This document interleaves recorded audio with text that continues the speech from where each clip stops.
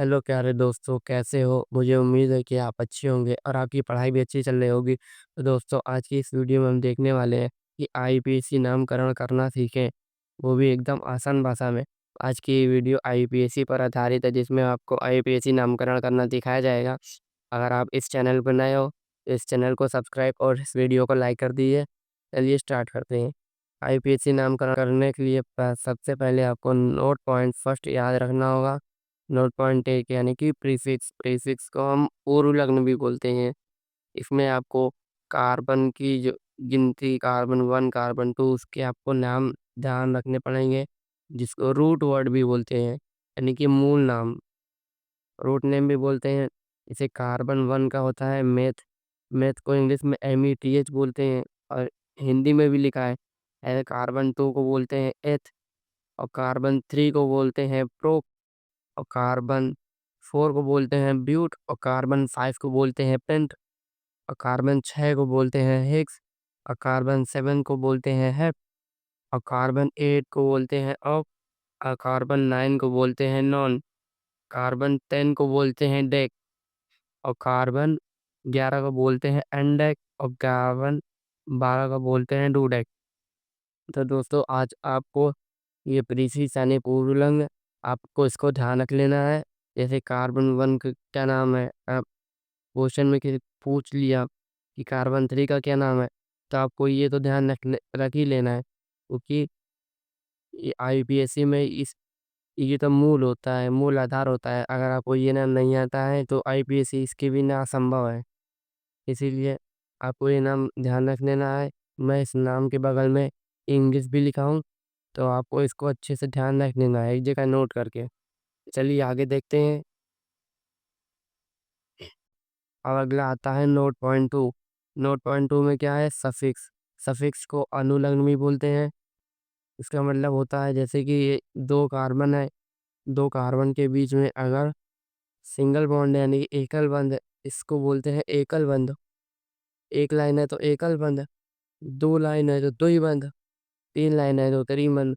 यदि carbon carbon के बीच में अगर एक बंध है यानी एकल बंध है, तो उसको एन से प्रदर्शित करेंगे।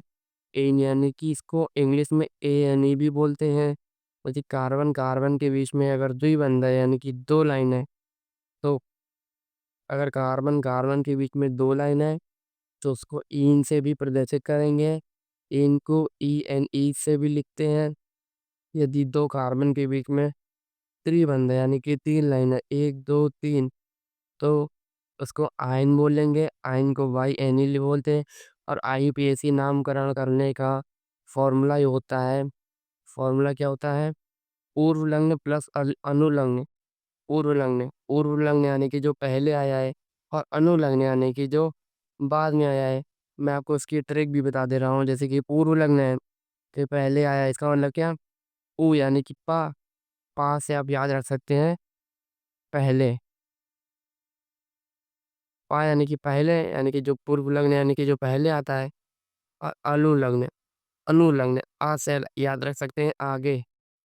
आगे यानी कि जो बाद में आता है, यानी कि जो बाद में आता है, आगे आता है, जो पूर्व लगने के बाद आता है।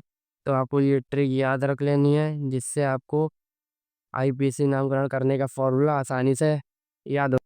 चलिए आपकी प्रैक्टिस के लिए 10 प्रैक्टिस एग्जाम्पल लेते हैं। चलिए पहला देखते हैं। पहला क्या है? CH3 CH2 CH3। सबसे पहले आपको ध्यान रख लेना है कि इसमें कितने कार्बन है। तो सबसे पहले कितने कार्बन है? 1 2 3। 3 कार्बन है, और 3 कार्बन के लिए मैंने आपसे को सिखाया है कि 3 कार्बन के लिए क्या लगता है।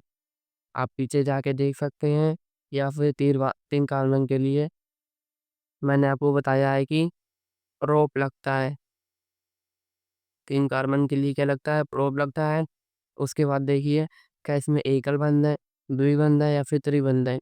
तो सबसे पहले इसमें देखेंगे, इसमें आपको यहाँ पे भी एकल बंध दिख रहा है, यहाँ पे भी एकल बंध दिख रहा है, यानी इसमें एकल बंध है। एकल बंध है, इसका मतलब आपको क्या लगाना है? एन लगाना है। आपको उन दोनों को जोड़ देना है, और फिर जब इन दोनों को जोड़ने पर आएगा, उसको आपको लिख देना है प्रो प्लस एन, यानी कि प्रोपेन। आपको ऐसे आसान भाषा में ऐसे आईयूपीएसी नाम ऐसे सीख सकते हैं। जैसे अगला एग्जाम्पल देखते हैं, CH3 CH2 CH2 CH3। आपको सबसे पहले इसमें देखना है कि कितने कार्बन है। 1 2 3 4 4 कार्बन है।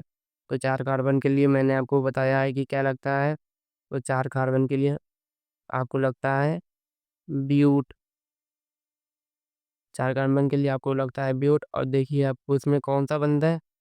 1 2 3 तीन बंद है, यानी कि 1 2 3। एक ही बंद है पर वो 3 बार है, यानी कि त्रिबंध नहीं है। तो आपको एकल बंद के साथ आपको मैंने क्या बताया कि एन लगता है, यानी कि एन लगा देंगे। और जब इसको जोड़ के लिखेंगे तो हो जाएगा नाम ब्यूटेन। समझ में आ गया। अब ऐसे ही आगे भी देखते हैं। अब example number 3 CH3 CH double bond CH3। अब इसमें देख लेते हैं कि कितने कार्बन है। 1 2 3। इसमें कार्बन 3 है। और कार्बन 3 के लिए मैंने आपको क्या बताया है। कार्बन 3 के लिए लगता है प्रोप। उस यहाँ पे लिख देते हैं प्रोप। अब देख लीजिए इसमें कौन सा बंद है। एकल बंद है, यहाँ द्विबंध है, यानी कि एक से बड़ा दो बंद है, यानी कि अब इसमें दो बंद वाला फॉर्मूला लगेगा। दो बंद के साथ मैंने आपको क्या बताया है कि क्या लगता है। दो बंद के साथ मैंने आपको बताया है कि ईन लगता है। सबसे पहले कितने कार्बन है उसके लिए लिख दिया प्रीफिक्स। और फिर जितने बंद होते हैं, जैसे कि इसमें द्विबंध है तो द्विबंध के लिए सफिक्स लिख दिया। अब इसको जोड़कर लिख सकते हैं प्रो प्लस इन, यानी कि प्रोपीन। चलिए अगला देखते हैं। एग्जाम्पल नंबर 4 क्या दिया हुआ है, इसमें कितने कार्बन है। 1 2 3 4। 4 कार्बन है और 4 कार्बन के लिए मैंने आपको क्या बताया है कि क्या नाम होता है। 4 कार्बन के लिए होता है ब्यूट।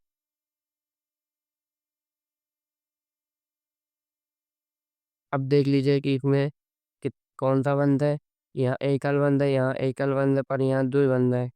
इसीलिए द्विबंध के लिए मैंने आपको क्या बताया है, क्या लगता है ईन। अब आप इन दोनों को जोड़कर लिख सकते हैं क्या, ब्यूटीन।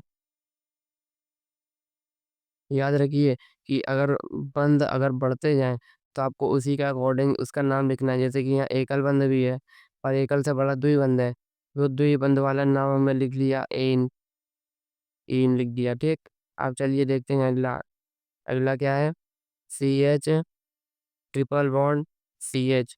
अब इसमें कितने कार्बन है सबसे पहले देखते हैं। 1 2। तो उसमें दो कार्बन है। दो कार्बन के लिए क्या होता है, दो कार्बन के लिए होता है एथ। दो कार्बन के लिए होता है एथ। अब इसमें देख लेते हैं कौन सा बंद है। 1 2 3। इसमें त्रिबंध है। अब त्रिबंध के लिए मैंने आपको क्या बताया है कि क्या लगता है। त्रिबंध के लिए मैंने आपको बताया है कि आयन लगता है। त्रिबंध के लिए आयन लगता है। और जब आप इन दोनों को जोड़ करके लिखेंगे तो बनेगा एथाइन। ओके। अब चलिए देखते हैं अगला छठा। लिखा है CH3 single bond C triple bond CH3। इसमें देख लेते हैं कि कितने कार्बन है। 1 2 3। इसमें 3 कार्बन है। तीन कार्बन के लिए मैंने आपको क्या बताया है। 3 कार्बन के लिए क्या नाम होता है, तो प्रोप नाम होता है। अब देख लेते हैं कि कितने बंद है। एक, यहाँ पे 1 2 3। यहाँ पे एक बंदा है, यहाँ पे 3 बंद है, यानी कि 3 बंद ज़्यादा है, यानी कि 3 बंद के लिए क्या नाम होता है। 3 बंद के लिए होता है आयन। 3 बंद के लिए होता है आयन। आप इन दोनों को जोड़ करके लिख सकते हैं प्रोपाइन। ओके। अब चलिए देखते हैं अगला। अगला question number 7। CH3 CH2 C triple bond CH3। आप देख लेते हैं कि अब चलिए देखते हैं क्वेश्चन नंबर 7। क्वेश्चन नंबर 7 में देखते हैं कि सबसे पहले कितने कार्बन है। तो 1, 2, 3, 4। क्वेश्चन नंबर 7 में 4 कार्बन है और 4 कार्बन के लिए क्या नाम होता है? 4 कार्बन के लिए होता है ब्यूट। अब सीधे कहते हैं कि कितने बंद है? तो यहाँ एकल बंद है, यहाँ एकल बंद है, पर यहाँ त्रिबंध है। और त्रिबंध के लिए मैंने आपको क्या नाम बताया है? क्या लगता है? आइन। और जब आप इन दोनों को जोड़ करके लिखेंगे तो बनेगा ब्यूटाइन। अब चलिए देख लेते हैं कुछ अच्छे क्वेश्चंस। अगर आपने इतना सब कुछ पढ़ा है और सीखा है तो अब ये क्वेश्चन भी आसानी से कर सकते हैं। अब उसके बाद आ गया कि 8वां क्वेश्चन, कि अब इसमें त्रिबंध पहले है। त्रिबंध पहले है, सबसे पहले आपको काम तो वही करना है कि देखना है कि कितने कार्बन है। तो 1, 2, 3, 4। 4 कार्बन है और 4 कार्बन के लिए नाम होता है ब्यूट। 4 कार्बन के लिए नाम क्या होता है? ब्यूट। अब देख लेते हैं कौन सा बंध है। यहाँ त्रिबंध है, यहाँ एकल बंध है, यहाँ एकल बंध है। सबसे ज्यादा कौन सा बंध है? त्रिबंध है। त्रिबंध के लिए नाम क्या होता है? आइन। त्रिबंध के लिए क्या नाम होता है? आइन। तो इसका क्या नाम हो जाएगा? ब्यूटाइन। ओके। अब चलिए देखते हैं और अच्छे क्वेश्चन। अब इसमें क्या नाम है? CH3, CH double bond, CH3। सबसे पहले काम आपको वही करना है कि देख लेना है कि कितने कार्बन है। 1, 2, 3, 4। तो आपको यहाँ 4 कार्बन दिखाई दे रहे हैं। 4 कार्बन के लिए मैंने आपको नाम बताया है कि क्या लगाते हैं? ब्यूट। अब देख लेते हैं कि इसमें कौन सा बंदा है। यहाँ पे एकल बंद है, यहाँ द्विबंध है, यहाँ एकल बंद है। तो आपको सबसे ज़्यादा द्विबंध दिखाई दे रहा है। और द्विबंध के लिए क्या नाम होता है? द्विबंध के लिए नाम होता है ईन। बस आपको ये एक जगह यही ध्यान रखना है कि द्विबंध कहाँ पे आ रहा है। जैसे कि अगर आप यहाँ से काउंट करें, अगर कोई भी अगर बड़ा अगर बंद अगर कहीं एकल बंद या फिर किसी छोटे बंद के बाद आ रहा हो तो उसको गिनती से लिखते हैं। जैसे कि अगर पहला बंद यहाँ पे एकल बंद पहले आ रहा है, फिर द्विबंध आ रहा है। अब चाहे इधर से देख लीजिए, एकल बंद पहले आ रहा है, द्विबंध आ रहा है। तो यानी कि एकल बंद के बाद द्विबंध आ रहा है। अब द्विबंध कहाँ पर स्थित है? कौन से कार्बन पर स्थित है? आप आप फिर अगर किसी भी बंद को लिखने के लिए अगर वो किनारे ना आ रहा हो, जैसे कि यहाँ पे त्रिबंध किनारे आ रहा था और यहाँ पे भी त्रिबंध किनारे आ रहा था, तो इसमें ये सब नहीं करना पड़ रहा था। अब इसका नाम लिखने के लिए आपको अब कार्बन की काउंट करना पड़ेगा। जैसे कि ये पहला कार्बन है, ये दूसरा कार्बन है, ये तीसरा कार्बन है और ये चौथा कार्बन है। ये हमने कार्बन की नंबरिंग कर ली। अब देखते हैं जो द्विबंध है वो किधर से पास पड़ रहा है। देखते हैं एक इधर भी एकल बंद के बाद द्विबंध पड़ रहा है, इधर भी एकल बंद के बाद द्विबंध पड़ रहा है। तो आप इधर से काउंटिंग करते हैं 1, 2, 3, 4। अब देख लेते हैं द्विबंध कहाँ कहाँ पर पास पड़ रहा है। 1, 2। इस कार्बन पे द्विबंध यानी कि 2 नंबर पे इधर पड़ रहा है। अब इधर देख लेते हैं 1, 2। अब इधर भी देख लेते हैं 2 नंबर वाले कार्बन पे भी डबल बॉन्ड पड़ रहा है यानी कि द्विबंध पड़ रहा है। यानी कि जो द्विबंध है वो दूसरे नंबर पे पड़ रहा है। चाहे इधर से गिने फिर भी दूसरे नंबर वाले कार्बन पे जुड़ा है, चाहे इधर से गिने तब भी दूसरे नंबर वाले कार्बन पे जुड़ा है। यानी कि अब हम समझ गए कि द्विबंध कहाँ जुड़ा है। इसलिए द्विबंध का फॉर्मूला होता है इन। और द्विबंध कहाँ पर जुड़ा है इसको बताने के लिए उसकी काउंटिंग करेंगे, यानी कि ब्यूट इन हो गया तो उसके आगे 2 लगा देंगे। तो आप इसको लिख सकते हैं ब्यूटीन, ब्यूटीन 2। या फिर इसको ऐसे भी लिखा जा सकता है जैसे कि ब्यूट, ब्यूट 2 इन। तो आप वो इस तरीके से भी लिख सकते हैं। चलिए देख लेते हैं 10वां क्वेश्चन। 10वां क्वेश्चन भी बहुत आसान है। अगर आपने सब अच्छे से समझा है तो आप ये भी आसानी से कर सकते हैं। सबसे पहले आपको देख लेना है कि कितने कार्बन है। 1 2 3 4 4 कार्बन है, इसलिए 4 कार्बन के लिए आपको क्या लिखना है? 4 कार्बन के लिए ब्यूट 4 कार्बन के लिए आपको लिखना है ब्यूट। अब देख लेते हैं कि कौन सा बंद आ रहा है। इसमें एकल बंद है, इसमें त्रिबंध है, इसमें एकल बंद है, तो सबसे ज़्यादा आपको त्रिबंध दिखाई दे रहा है। तो त्रिबंध आपको कहाँ दिखाई दे रहा है? अगर आपको इसी तरह करना है तो यहाँ एकल बंद के बाद त्रिबंध पड़ रहा है, तो इसलिए आपको काउंटिंग कर लेनी है 1 2 3 4। तो अब आपको उल्टी काउंटिंग भी कर लेनी है, जहाँ से पास पड़े आपको त्रिबंध की नंबर वही लिखना है, सी 1 2 3 4। आपको देख लेना है त्रिबंध कहाँ पड़ रहा है। त्रिबंध 1 2 नंबर वाले कार्बन पर पड़ रहा है, और इधर से गिनेंगे 1 2, तो इधर से भी 2 नंबर वाले कार्बन के ऊपर त्रिबंध दिख रहा है, यानी कि त्रिबंध आपके 2 नंबर वाले कार्बन पर ही है। इसलिए आपको ब्यूट प्लस 3 नंबर त्रिबंध के लिए आपको क्या लगाना रहता है? आइन।